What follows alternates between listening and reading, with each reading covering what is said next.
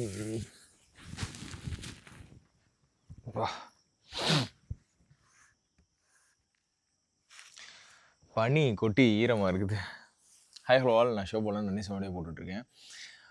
இப்போ என்ன ப்ராக்ரஸில் இருக்கோம் அப்படின்னா, குறிப்பாக இன்னையிலேருந்து சப் 3 கொண்டு வரதுக்கு, ஃபுல் மேராத்தனில் சப் 3 கொண்டு வரதுக்கு உண்டான ப்ராக்ரஸ்ஸு. கிட்டத்தட்ட நான் ஏற்கனவே வந்து 3 மணி நேரம் 48 நிமிஷத்தில் ஜனவரி மாதம் மும்பை மேராத்தனில் ஓடியிருந்தேன். அதுலேருந்து இன்னும் கம்மி பண்ணணும் அப்படின்றதுக்கு, அதுவும் 5 மாதத்தில் கம்மி பண்ணணும் அப்படின்றது பேராசை தான். அதிகபட்சமாக ஒரு 1/4 மணி நேரம் குறைக்கலான்னு என்னோட ஐடியா. அப்படி இருந்தாலும் இது கிட்டத்தட்ட ஒரு 50 மினிட்ஸ் குறைக்கிறன்றதெல்லாம் பெரிய ப்ராக்ரஸ்ஸு. நம்ம எஃபர்ட்டை போடுவோம், எவ்வளோ வருது அப்படின்றத பார்ப்போம். காலையில் மணி 4:53, 4:30க்கெலாம் எந்திரிச்சிட்டேன். அப்படியே பிறண்டு படுத்துக்கிட்டே இருந்தேன்னா சரியாக தூக்கம் வரல இங்கே. இன்னுமே ஃபுல்லாக இங்கே தான் இருக்க போகிறேன். என்னோடய மேரத்தான் வில்லேஜில் தான் காலையிலேருந்து நைட்டு வரையும் ஃபுல் டே ஸ்டே பண்ண போகிறேன். ப்ரஷ் பண்ணிவிட்டு குளிச்சுட்டு வரேன். இது சாக்ஸு, ஹெட்ஃபோனு, இதை போட்டுட்டு நம்ம பாட்டு கேட்டுக்கிட்டு இப்படி படுக்கலாம் அப்படின்ட்டு இப்படி போட்டேன். கீழே பின்னாடி அழுத்துது. இது வந்து தூங்குறதுக்கு, தூங்கும்போது பாட்டு கேட்கும்போது இந்த மாதிரி விஷயங்களுக்கெல்லாம் செட் ஆகாது. சரியா?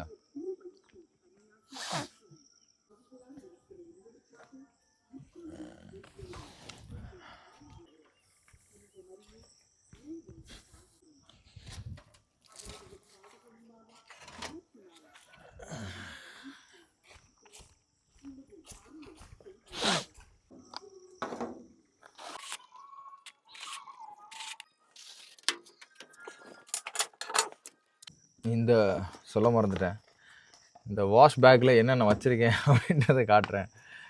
ஒரு நான்ஸ்டிக்கி ஆயில், கையில் பிசு பிசுன்னு ஒட்டக்கூடாதுன்றக்கா இது கொஞ்சோண்டு அப்போதைக்கு யூஸ் பண்ணுவேன். வேஸ்லின் முக்கியமாக வெயில் காலத்துக்கு ரொம்ப சேஃபிங் இருக்குது. குளிக்கும் போதெல்லாம் ஓடி முடிச்சதுக்கப்புறம் அந்தந்த இடம் எந்தெந்த இடம்லாம் உராய்வு ஏற்பட்டிருக்கோ அதெல்லாம் எரிய ஆரம்பிச்சிடும். ஸோ வேஸ்லின் முக்கியமாக நீங்கள் அப்ளை பண்ணிக்கோங்க. வேஸ்லினோ எண்ணெயோ தேங்காய் எண்ணெயோ அப்ளை பண்ணிக்கோங்க. அப்புறம் நம்ம கோம்பு சிப், அப்புறம் கோல்கேட்டு பேஸ்ட்டு, ப்ரஷ்ஷு. இது இந்த மூஞ்சிக்கு ஏதாவது வெள்ளையாரைக்கு போய் எடுத்துகிட்டு வரலான்னு பார்த்தேன். இந்த பாண்ட்ஸ் தான் இருந்துச்சு. இதை ஒன்று வாங்கிட்டு வந்தேன். எவ்வளோ இருக்குது?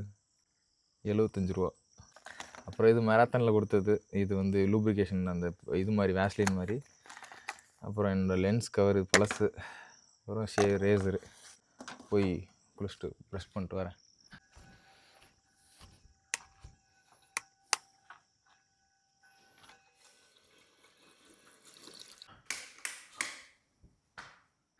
ரூம் இதான். ரொம்ப கசகசன்னு கிடக்கும். லைட்டு போட்டோம்னாலே தனியாக இருக்கிற இடமா பூச்சி நிறையா வரும். அந்த ஃபர்னிஷிங்லாம் சொல்லியிருக்கு, இன்னும் லோன் வந்ததுக்கப்புறம் அதெல்லாம் பண்ணுவோம். ரொம்ப கசகசன்னு குப்பையாக போட்டு வச்சுருக்கேன். ஒரு சில இதெல்லாம் துவைக்கலை. கிச்சன் இருக்கிற நிலைமை தான்.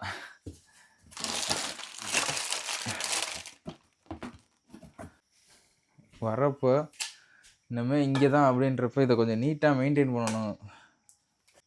துணி, வேஸ்ட்டு துணி வாங்கிட்டு வரணும்.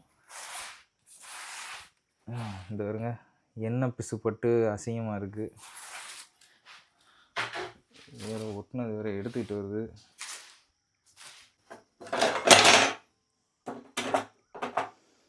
ஸ்டவ் வேறு துடைக்கணும்.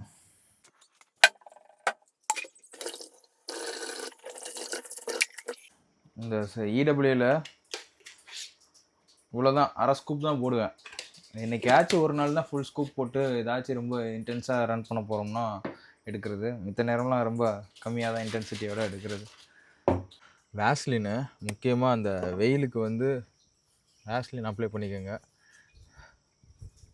செஸ்ட் நிபிள்ஸு, அதுக்கு எங்கெங்கெல்லாம் உராய்வு இருக்கோ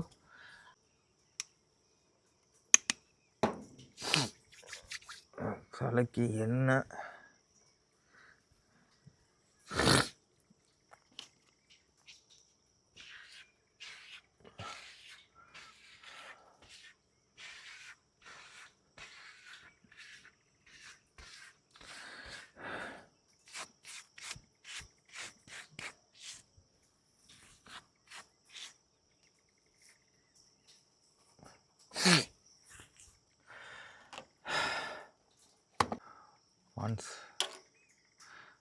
பாண்ட்ஸ் ஒயிட் பூட்டி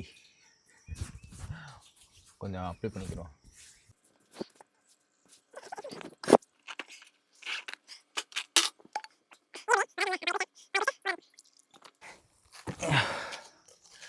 ஓகே, இப்போ ஷூ மாட்டிட்டேன். ஷூ வந்து அடிடாஸ் EOSL. இந்த ட்ரைனிங்க்கு வந்து EOSL தான் கிட்டத்தட்ட 90% வரையும் யூஸ் பண்ண போகிறேன். எனக்கு வந்துட்டு இதுக்கப்புறம் 2 ஷூ இருக்குது. பூமா டிவைட் நைட்ரோ 3 இருக்குது. அது போக முக்கியமான ஒரு மேஜிக் ஷூ இருக்குது. அது வந்து பாஸ்டன் 13. அதை வச்சு தான் டைமிங்கை குறைக்கணும் அப்படின்றதுக்காக அதை மைலேஜுக்கு ரொம்ப கம்மியாக தான் ஓடிக்கிட்டு இருக்கேன். இதை வந்து 5 பேஸ் வரையும் புஷ் பண்ணுறதுக்கு இதை வச்சுருக்கேன் நான். 5 பேஸ் பிலோவுக்கு வந்து பாஸ்டன் 13 யூஸ் பண்ணுறதுக்காக அதை அப்படி சேவ் பண்ணி வச்சுருக்கேன். பூமாவையும் சஃபல் பண்ணி ஓடணும் அப்படின்னா ஒரு 1.5 வருஷத்துக்கு, இப்போ ஏற்கனவே அடிடாஸ் வேறு ஒரு ஷூ கொடுத்துருக்காங்க அப்படின்றப்ப எனக்கு வந்து 1 வருஷத்துக்கு 1.5 வருஷத்துக்கு ஷூ பிரச்சனை இல்லை. முடிஞ்ச அளவுக்கு இந்த 5 மாதத்தில் நல்ல பொட்டன்ஷியலை யூஸ் பண்ணணும். கோரஸ் பேஸ் 3 வாட்ச்சு உண்மையாகவே ஒரு நல்ல ஒரு வாட்ச், ட்ராக்கிங் வாட்ச். மினிமம் பட்ஜெட்டில் 20,000 25,000 இருந்தாலும் நம்ம ஊருக்கு கார்மின்லாம் 50,000 1 லட்சத்துக்குலாம் வாங்குறாங்க. அவ்வளோவுக்கும் தேவையில்லை, ரொம்ப கம்மியாகவும் தேவையில்லை, எல்லாத்துக்கும் வசதியாக இருக்கிற மாதிரி இந்த ஒரு வாட்ச்சு நீங்கள் வேணும்னா ட்ரை பண்ணிக்கோங்க. அப்புறம் டெக்கத்லான் கேப்பு, கண்டிப்பாக கேப்பு நான் போட்டு ஓடுவேன் நான். ஏன்னா வெயிலுக்கு அப்படியே ஊற்றிக்கு ஃபுல்லாக வடியும். அப்புறம் Polar H10 heart rate monitor, சரியா? ஜோன் 2வாக கரெக்டாக கண்டுபிடிச்சி ஓடுறதுக்காக லைட்டாக மொபிலிட்டி எக்ஸசைஸ் பண்ணிவிட்டு ஸ்ட்ரெச் பண்ணிவிட்டு அப்படியே ரன் ஸ்டார்ட் பண்ணுறேன். எனக்கு ஸ்ட்ரெச்சிங்லாம் அவ்வளோவா பெருசாக இன்ட்ரெஸ்ட் கிடையாது, அதை நான் பண்ணவும் மாட்டேன். இருந்தாலும் நான் என்ன பண்ணுறேன் அப்படின்றத காட்டுறேன்.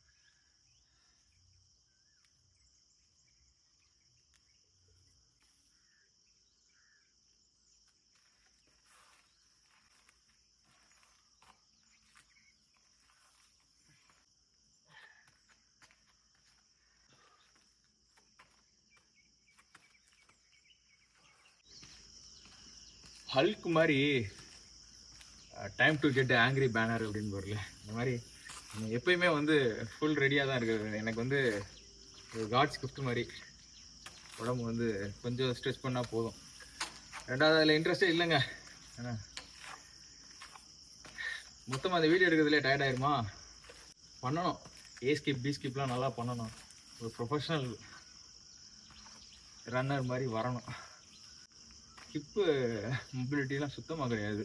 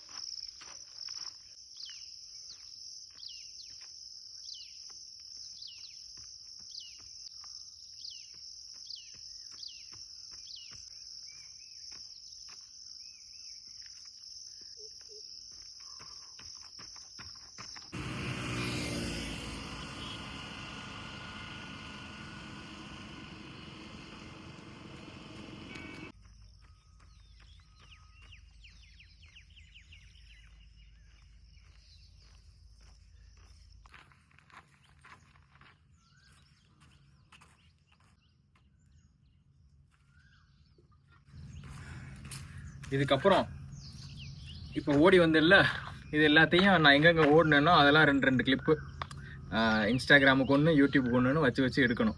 இதை எடுத்ததுக்கப்புறம் இதுக்கு அப்படியே ஒரு 20 நிமிஷம் இல்லை அரை மணி நேரம் ஆகும். டக்கு டக்குன்னு எடுத்து வந்ததுக்கப்புறம் கூல் டவுன் பண்ணிவிட்டு சமைக்கணும், சாப்பிடணும், அப்புறம் அடுத்த வேலைகளை பார்க்கணும்.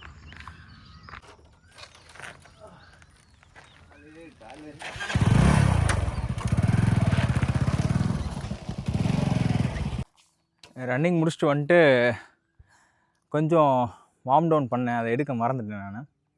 ஸோ என்னோடய ஃப்ரேம் இருக்குல்ல, இப்படி இருக்கேன்ல நான், இது வந்து ஜெனட்டிக்கல் கிஃப்டாக இருந்தாலும் நான் எப்போயுமே ஒரு விஷயம் மெயின்டைன் பண்ணுவேன். நான் எந்த ஊருக்கு போனாலும் சரி, எங்கே இருந்தாலும் சரி, ஒரு 1 கிலோமீட்டர் 2 கிலோமீட்டரோ வந்து ஓடுவேன். ரொம்ப ஸ்லோ ஜாக் பண்ணுவேன், உடம்பை வார்ம் அப் பண்ணுறதுக்காக. ஏதாச்சும் வாய்ப்பு கிடைக்கும் போது ஏதாச்சும் ஒரு ரோட்டில் காலையில் சீக்கிரம் எழுந்திரிச்சிடுவேன். 6 மணிக்கு மேலே நான் தூங்க மாட்டேன் என்றைக்குமே. அது ஒன்று. அந்த 1.5 கிலோமீட்டர் இல்லைன்னா 2 கிலோமீட்டர் ஸ்லோ ஜாக் பண்ணதுக்கப்புறம், உடம்பை ஹீட் பண்ணதுக்கப்புறம், இந்த மாதிரி ஏதாச்சும் ஒரு பார்க்கில் போய் இந்த மாதிரி கட்டை பார், அதாவது டபுள் பார் இருக்கும்ல, இதில் ஷோல்டருக்கும் செஸ்ட்டுக்கும் சேர்த்த மாதிரி விழுகும் அது. இது ரொம்ப எனக்கு பிடிச்ச ஒன்று. ஸோ இதில் வந்து 10 10 3 செட்டு.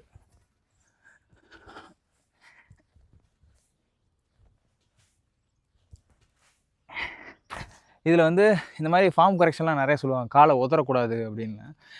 நான் கிட்டத்தட்ட ஒரு 15-20 வருஷமாக இதை போட்டுக்கிட்டு இருக்கேன் நான். இதில் வந்து அதிகபட்சமாக 30-35 ஒரு செட்டுக்கு 35 50 வரையும் போட்டிருக்கேன். இது மாதிரி 3 செட்டு போட்டிருக்கேன். மார்ச் பண்ணி போகிறது இந்த மாதிரிலாம் நிறையா பண்ணியிருக்கேன் இது இன்ட்ரெஸ்ட்டாக பண்ணும்போது. ரன்னிங்லேயும் சரி இந்த மாதிரி ஜிம்லேயும் சரி நமக்கு இன்ஜுரி இல்லாமல் நம்ம ஃபார்ம் வந்து நம்ம போடுறது வந்து எந்த மசிலுக்கு போடுறோமோ அது வேலை செஞ்சிச்சு அப்படின்னா அது சரியா. எனக்கு இந்த கால் உதறதுன்றது என்னோடய ஃபார்ம் அது. ஆனால் அதுக்காக மசில் எனக்கு அந்த பர்டிகுலர் மசிலுக்கு விழுகலையா அப்படின்னு கேட்டிங்கன்னா எனக்கு விழுகுது. ஸோ ஒருத்தவங்க ஃபார்மு ஒருத்தவங்க உடம்பை பொறுத்து குழப்பிக்கிறாதீங்க. உங்களுக்கு என்ன வருதோ அதை பார்த்துபடி போடுங்க. 2வது ரொம்ப ரொம்ப ரொம்ப ரொம்ப எனக்கு பிடிச்ச ஃபேவரேட் ஒர்க் அவுட் அப்படின்னா இந்த புல்லப் பார். இது வந்து நல்லா ஹைட்டாக இருந்தால் தான் கிராவிட்டிக்கு கீழே இழுக்கிற மாதிரி இருக்கும். அப்போ தான் ரொம்ப நல்லா போட முடியும். அது என்னோட இது. சில பேர் வந்து கை கெட்டுற தூரத்தில் வச்சுருப்பாங்க. ஜிம்லாம் பார்த்தீங்கன்னா இப்படி கை கட்டிட்டு காலை மடக்கிட்டு போடுற மாதிரி இருக்கும். அது எனக்கு பிடிக்காது. ஸோ இதில் வந்து மசில் அப்லாம் நிறைய தடவை பண்ணியிருக்கேன். ஆனால் அந்த ஃபார்மையும் நான் விட்டுட்டேன். திருப்பி அதெல்லாம் ரீகெயின் பண்ணணும். ஸோ இதுக்குள்ள ஒரு ஜம்பில் பிடிக்கிற மாதிரி இதை பண்ணிடணும்.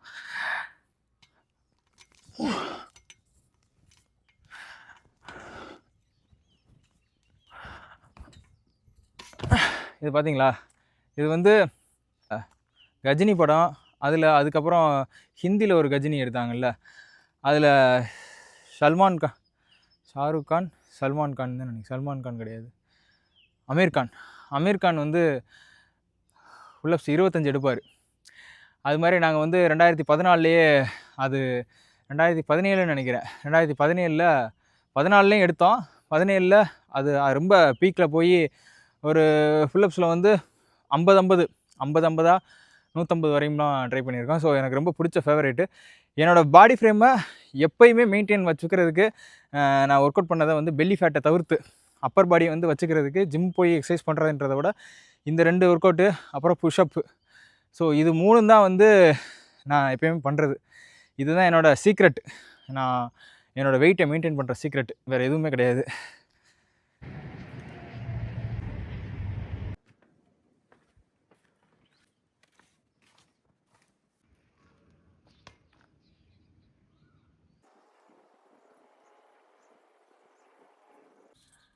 இதுக்கு மேலே பசி தாங்காது. மணி 9:30 ஆச்சு. போய் சாப்பிட்டுட்டு ஏதாச்சும் ஹோட்டலில் பக்கத்தில் இருக்கிற போய் சாப்பிட்டுட்டு வரேன். இதுக்கப்புறம் வாங்கிட்டு வந்து எதுவும் செய்ய முடியாது.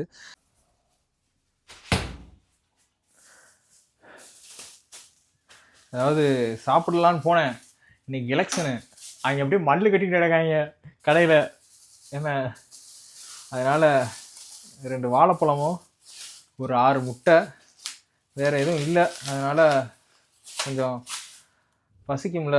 கார்போஹைட்ரேட் சோர்ஸு என்ன, வேறு எதையும் மேகி வாங்கி தின்னா திட்டுறீங்க. அப்புறம் அதனால் இதை வாங்கிட்டேன் நான்.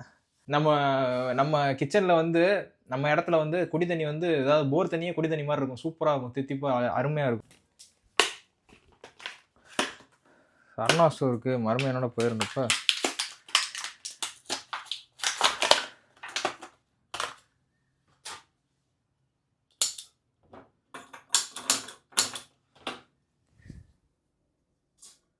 கீழே ஆஃப் பண்ணி வச்சுருக்கேன். வெயிலுக்கு தெரியல எரியிறதே, கேஸ் எரியிறதே. இது முட்டை புரிஜி இருக்குல்ல, அது என்னது பொரியல் மாதிரி, அது பண்ணலான்னு தான் பார்த்தேன். அதுக்கு என்ன வேணும், எண்ணெய் கொண்டு வரல.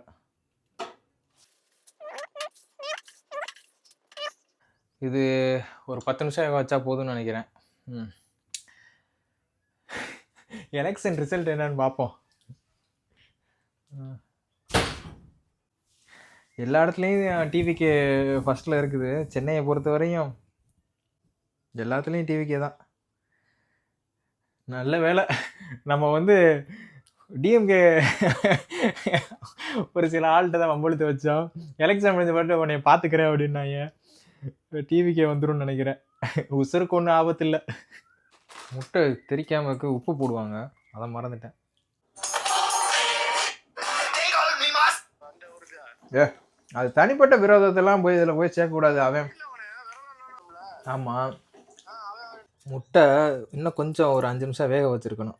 அப்படியே அந்த தோலோட ஒட்டிக்கிட்டே வந்துடுது.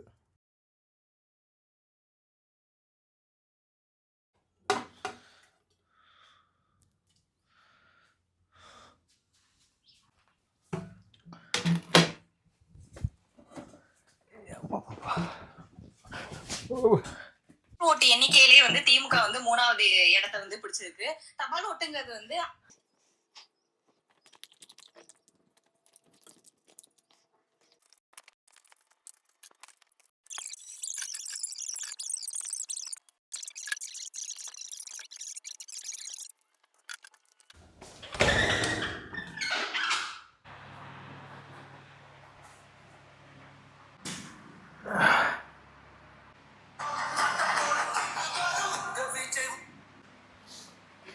இந்த இடத்துல இருக்க முடியாது. 10 மணிக்கு மேலே ஹீட் அதிகமாக ஆரம்பிச்சிடும். ஊற்றிக்கிட்டே இருக்குது.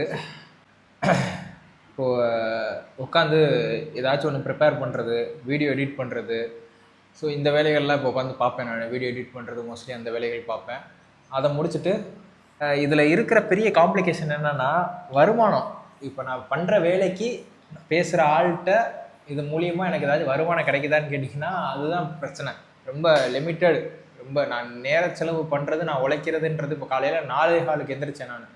ஆனால் அதை கேமரா வச்சு எந்திரிச்சு எடுத்து ஆரம்பிக்கிறதுக்கே எனக்கு வந்து 4:45 ஆயிடுச்சு. அப்புறம் மித்த இது நான் போகிறது வர்றது, ரெஸ்ட் ரூம் போனது, தலை சீவனது, இது எல்லாத்தையுமே 2 ஆங்கிள் யூடியூபுக்கு வீடியோ, இதுக்கு இன்ஸ்டாகிராமுக்கு மாற்றி மாற்றி எடுக்கிறதுக்கே 6 மணிக்கு நான் ஸ்டார்ட் பண்ணி 7:45க்கு நான் முடிச்சு வந்ததுக்கப்புறம் நான் போய் எடுத்துகிட்டு வந்து ஸோ இந்த வேலைகள்லாம் நான் பார்க்குறது அப்படின்றப்ப முடிஞ்ச அளவுக்கு வாரத்தில் ஒரு வீடியோ வச்சு எனக்கு தெரிஞ்சதை நான் சொல்கிறேன், எல்லோரையும் கனெக்ட் பண்ணிக்கிற பார்க்குறேன். ஆனால் அது ப்ரெசன்டேஷன் என்கிட்ட இல்லை. ஆனால் என்னோடய சக யூடியூபர் அது வந்து ஒரு ஏக்கம்னு வச்சுக்கோங்களேன்.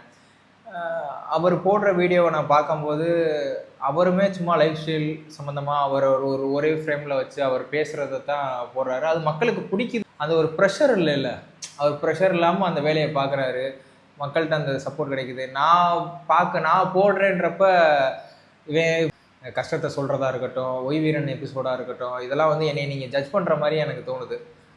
ஒரு சில ஆள் இது வந்து நீங்கள் உங்கள் பாதையிலேருந்து டிஸ்ட்ராக்ட் ஆகி போகிறீங்க, ரன்னிங் சம்மந்தமாக கொடுங்க அப்படின்னு. ஸோ இவ்வளோ தான் நான் என்கிட்ட இருக்கிறது ஒரு ஃபோன். அதை வச்சு தான் சுற்றி இதுக்குள்ளே நான் வீடியோ எடுத்து நான் செல்ஃபாக நானே எடுத்து இதை ஒரு கட்டத்தில் எதுவுமே சலிச்சிரும். வருமானம் வரல அப்படின்ற பட்சத்தில் ஒரு கட்டத்தில் இதெல்லாம் சலிச்சிரும்.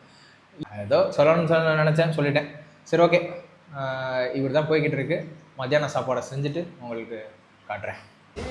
இது என்ன ஜிம்மில் எவனை கேட்டாலும் என்டிகேன்றாங்க. ஏன்னா டிவி கேட்க போடுவோம். டிவிக்கு தாங்க,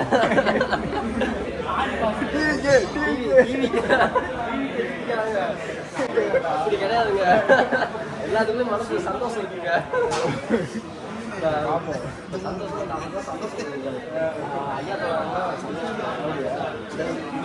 இவர்தான் சந்தோஷம். இவர்தான் சந்தோஷமா பண்ணுறது காட்டுறேன். தாடி வந்து இல்லை மொட்டையை மாதிரி போட்டுருவோம். இந்த மாதிரி இருக்கணும். எலெக்ஷன் ரிசல்ட் ஓடிக்கிட்டு இருக்கு. எல்லாம் மும்முரமா சப்த்ரி கொண்டு வராம இந்த மாதிரி முடி வளர்க்குறதுலேயே முடிவு பண்ணிட்டேன். மொட்டையை போட்டுடலாம். கிட்டத்தட்ட மொட்டை மாறி